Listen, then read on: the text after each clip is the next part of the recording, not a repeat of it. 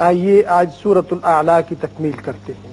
بسم اللہ الرحمن الرحیم۔ بسم اللہ الرحمن الرحیم۔ وَيَتَجَنَّبُهَا الْأَشْقَى۔ وَيَتَجَنَّبُهَا الْأَشْقَى۔ یہاں نون مشدد ہے، غنہ کریں گے۔ اشقا اوپر کی طرف ایک الف کے برابر آواز کھینچیں گے وقت کی صورت میں، اور وصل کی صورت میں اشقى الذی ہوگا۔ وَيَتَجَنَّبُهَا الْأَشْقَى۔ وَيَتَجَنَّبُهَا الْأَشْقَى۔ اب یہاں لام مشدد ہے، اس کو پڑھنے کے لیے الف پر زبر لائیں گے۔ الذی یصلی النار الکبریٰ۔ الذی یصلی النار الکبریٰ۔ یہاں بھی نون غنہ کریں گے، را پر پڑھیں گے، اور یہ را بھی پر ہوگا، اور با کی صفت قلقلہ۔ الذی یصلی النار الکبریٰ۔ الذی یصلی النار الکبریٰ۔ ثم لا يموت۔ ثم لا يموت۔ میم مشدد ہے، غنہ کیجئے۔ ثم لا يموت فيها ولا يحيا۔ ثم لا يموت فيها ولا يحيا۔ قد أفلح من تزكى۔ قد أفلح من تزكى۔ دال کی صفت قلقلہ ادا کریں گے، اور یہاں نون پر اخفا ہوگا۔ قد افلح من تزکى۔ قد أفلح من تزكى۔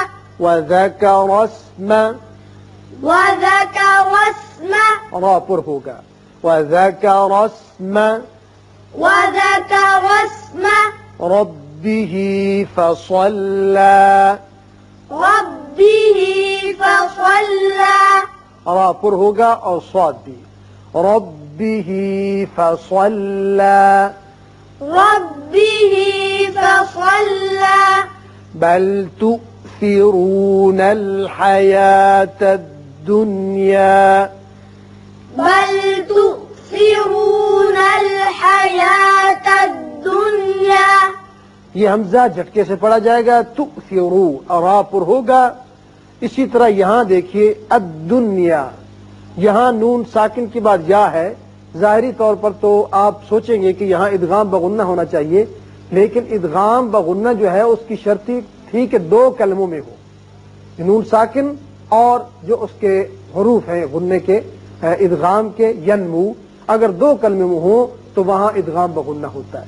یہ ایک ہی کلمہ ہے، لہذا یہاں ادغام نہیں ہوگا، بلکہ اظہار مطلق اسے کہتے ہیں، نون کا اظہار ہوگا۔ بل تؤثرون الحیاة الدنیا۔ بل تؤثرون الحياة الدنيا۔ والآخرة والآخرة والآخرة والآخرة خير وأبقى۔ خير وأبقى۔ را پر پڑھیے اور یہاں ادغام غننے کے ساتھ کیجیے۔ خیر وأبقى۔ خير وأبقى۔ إن هذا إن هذا لفي الصحف الأولى۔ لفي الصحف الأولى۔ صحف إبراهيم وموسى۔ صحف إبراهيم وموسى۔ اب